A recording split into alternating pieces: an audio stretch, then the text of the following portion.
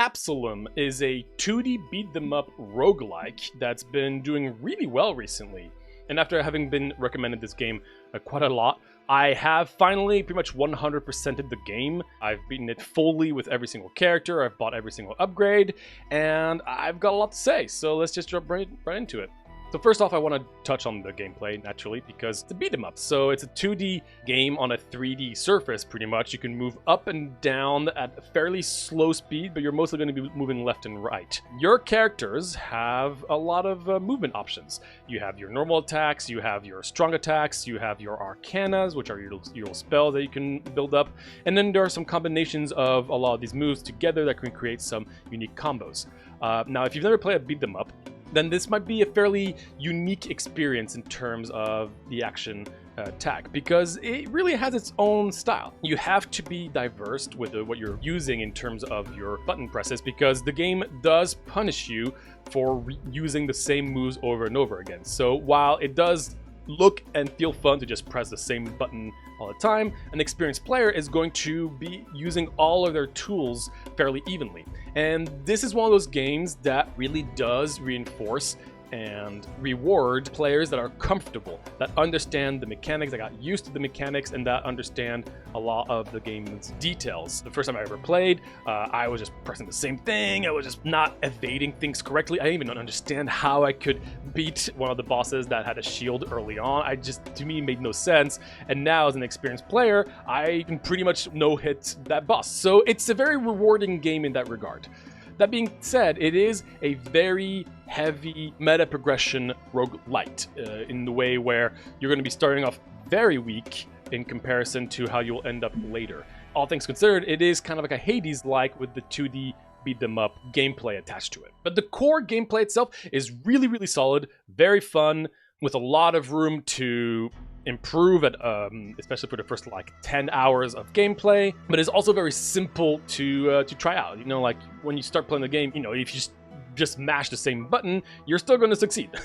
So it's a nice combination of simplicity with some in-depth mechanics that you'll be able to encounter later on, which is nice. I like the blend of simplicity with strategy. But the thing with this game is that that's just one portion of where the game shines. There are a lot of fantastic aspects to this game. The gameplay is great, obviously, but also the roguelike progression is also really, really well done. You're going to have a lot of possible paths to choose from fairly early on.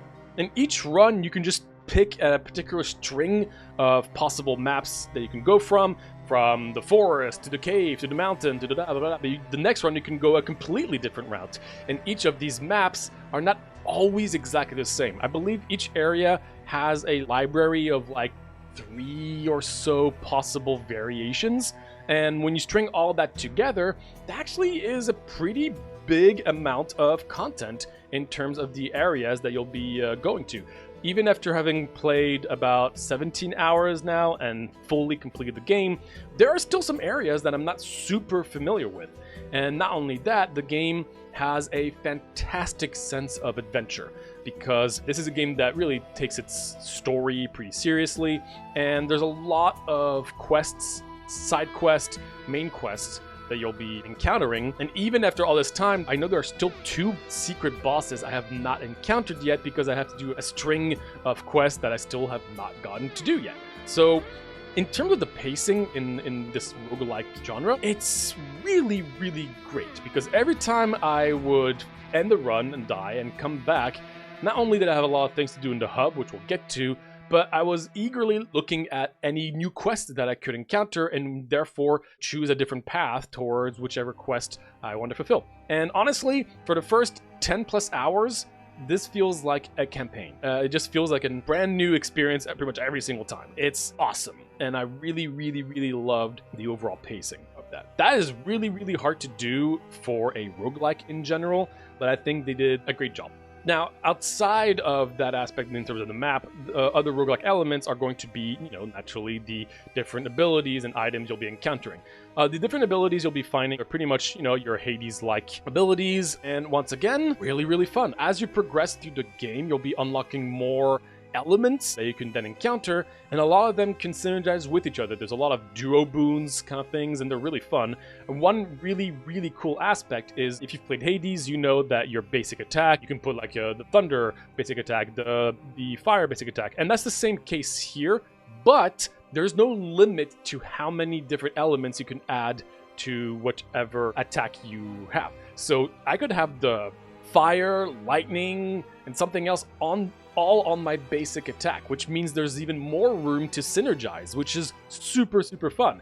And it really shows that they were not worried or scared to, you know, give this option to players with the fear that it would be too unbalanced, because it doesn't matter if your basic attack is extremely strong with like 4 different spells or upgrades, because you are still going to be forced to kind of play around with all of your attacks, because otherwise you're going to be getting repetition debuffs.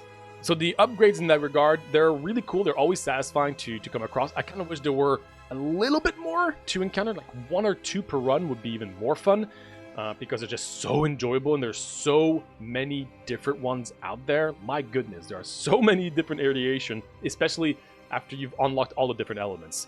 One thing I will say though is there are certain upgrades that, you know, are specific to an action, right? And some actions are just way harder to apply than others. So obviously the basic attack, the burn damage versus doing a clash burn damage or an explosion. Yes, the clash upgrade is going to be stronger in terms of the number, but the basic attack is just always available. So sometimes, especially the overpressured upgrades, which I'm not going to get into if you haven't played the game, they always seem not worth it because you rarely can have access to overpressured very often. So yeah, there's certain balanced things here and there that I would do in terms of these upgrades, but in terms of the design of them, they're really satisfying and very enjoyable. The other aspects are going to be items. You're also going to be encountering items throughout your runs. These items are, you know, basic stuff. Plus 10% health, plus 10% damage to single targets, blah, blah, blah. These are all the common items. And then there's the rare and epic ones, which are more actual mechanical adjustments, like destroying cosmetic stuff in the world now gives you 5 gold, or an extra mana chunk. These kinds of things. So I like the fact that the commons are always going to be useful, but they're just number stuff, and then the rare and epics are always going to be more unique. I will say some of the epics are so niche that some of them are bad, but again, just more balanced stuff that is not necessarily much of an issue, to be honest.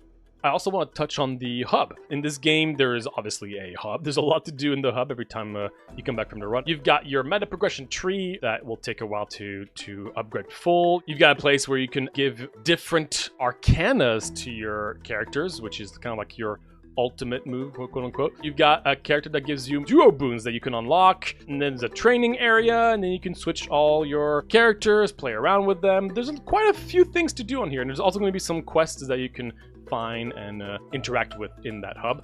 It's a Hades-like in that regard. It's enjoyable.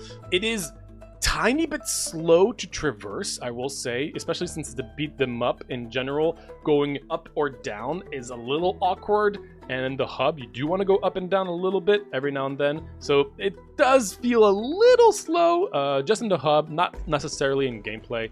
That's a small thing, but just want to bring it up. And lastly, before I get into more specific notes, I do want to talk about the audio visuals because they're incredible. They're amazing. The 2D on the 3D aspect is really cool. It has a really unique and polished art style.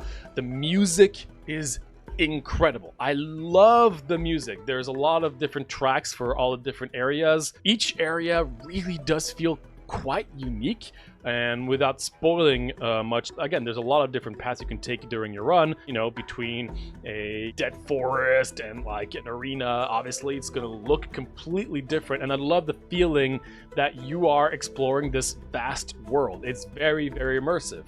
This game feels like an awesome adventure, and it's hard to do that for an action roguelike a lot of times. Because, you know, repeating everything over and over again, it's hard to have this sense of adventure. This is one of the best ones out there, in my opinion, in terms of that immersion. All right, now I'm going to touch on some more specific notes, and those is mostly going to be most of my negatives here. Nothing major, but a lot of specifics that I want to touch on. First off, now as someone who hasn't played a lot of beat them up, but has completed this game, the gameplay is really, really fun, but there are still a few things that can be a little annoying. First off, it's easy to get stun locked. If you accidentally get hit by something, there's not much you can do about it. There is a tech option where you can press a button if you land on the ground at the right time. That's great, and you know, it takes a bit to get used to, but a lot of times you're just going to get hit by multiple things before you even land on the ground, and there's just nothing you can do. Usually if you're in the air, you're very, very vulnerable, which means that you don't usually want to be in the air, which then means that a lot of abilities that are going to be useful in the air are not as great, at least in my experience. I've always felt like it's just not usually worth jumping that often. So to me, it feels a little unbalanced in that regard. Also, it can be a little chaotic on screen, especially if you're going to be playing in multiplayer, which I haven't even touched on. I have not played multiplayer, but this is a multiplayer game, a co-op game, which sounds really fun, but considering that it can already be extremely chaotic in single player, can't imagine how it can be in multiplayer. This is not an issue you're going to be encountering early on in the game. This is mostly late game stuff. After you've unlocked a bunch of stuff and you're going to be very strong very quickly. I'll definitely want to try a co-op game just to see how it feels. There is a pretty big RNG side of the runs in terms of the breakable cosmetical like items that you can find. Sometimes they will give you nothing, sometimes they will give you health, which is really hard to come by early on, and sometimes they will even drop like what I like to call like a treasure goblin from Diablo, like those little money guys, and if you beat them, which is very easy to do, you get a bunch of money, and money is also really valuable. I love the fact that money, gold, is super important. You can always use your gold. I like these kinds of games because then it doesn't feel useless if you have a bunch of them. There's always a use for them, but it can be really luck based, whether you found a lot of gold, whether you found a lot of health drops, that kind of stuff. And that can be a little frustrating. Again, not a major deal at the end. If you're comfortable with the game, it doesn't really matter, but early on it can feel a little cheap. Speaking of those little money goblin bag thingies, sometimes they can just go at the bottom of the screen and you just can't attack them and you just lose them, and that feels terrible. And in terms of like the hitboxes, I guess to connect this conversation, it can be a little weird to know where certain hitboxes land. Some enemy attacks feel like they're super far away and they swipe and they still hit you. It's not very clear when you're going to get hit or not. Obviously, the more you play, the more that's going to be clear, but especially early on, I was like, really? That hits me? Really? I do believe that's probably just how beat them ups are a lot of times, but I do remember that it was kind of hard and frustrating to know what would hit me and how I can evade certain things early. Later on, again, you get to understand these things and it feels pretty good. But I still have some situations where I'm like surprised at certain attack range of enemies. Other small things, for some reason, the button to pick up items is the same to throw them and to interact. So you're going to be so often just throwing one of your throwable items just because you're trying to interact with something or even just pick something up. That's pretty frustrating. Yes, you could change it in the options, but I do realize there's not many buttons that I'm not using, so I get that this was a hard thing to get around for them, but it is frustrating and kind of annoying. The throwable item stuff is cool. There are certain builds that do focus on throwing items. I will say either you go for it or you don't really.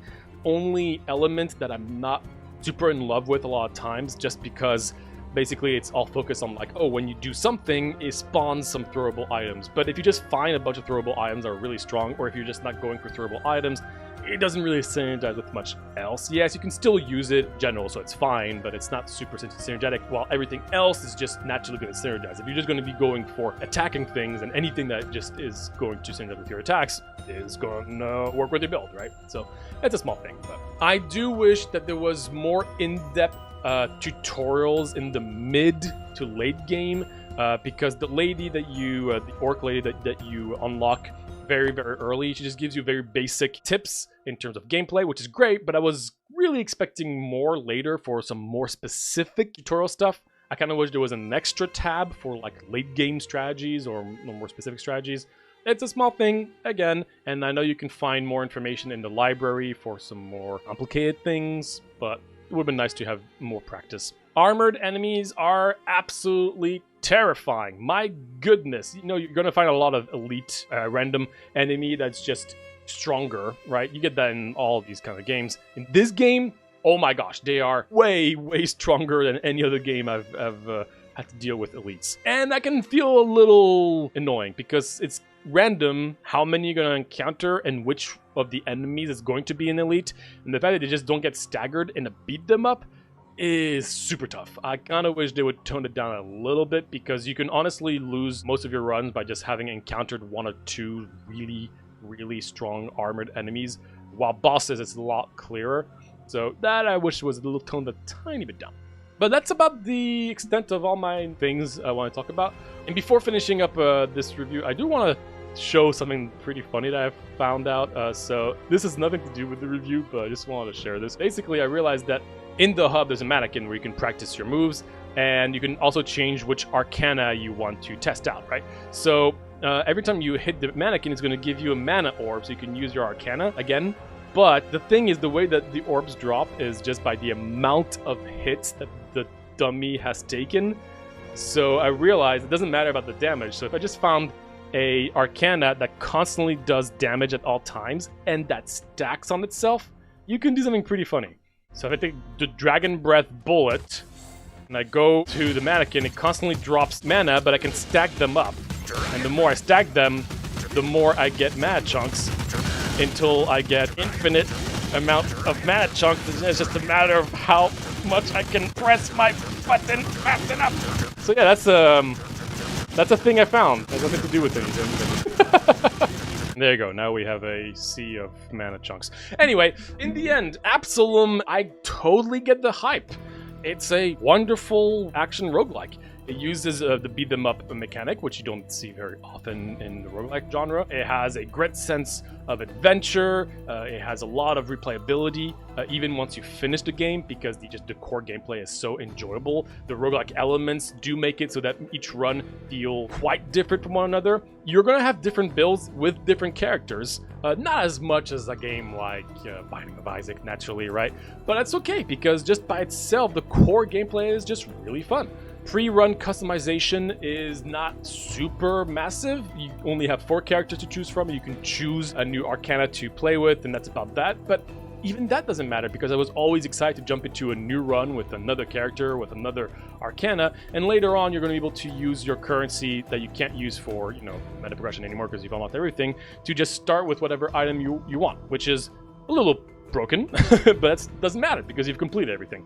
So the sense of adventure is fantastic, great pacing, really fun gameplay that is easy to get started but hard to master, a lot of content, a lot of different items, a lot of different quests, really cool true final boss, great music, great art. Yeah, it's a really, really good game. I have a lot of little nitpicks, but they're pretty much nitpicks. Overall, I don't have anything major bad to talk about. I haven't tried the co-op aspect, but honestly, as a solo single-player experience, it's fantastic. And yeah, I would give this one a really solid 9 out of 10 peppers. I definitely like playing it again, and I could see myself coming back to it every now and then, and I still have some secret bosses to find. So yeah, that's about it.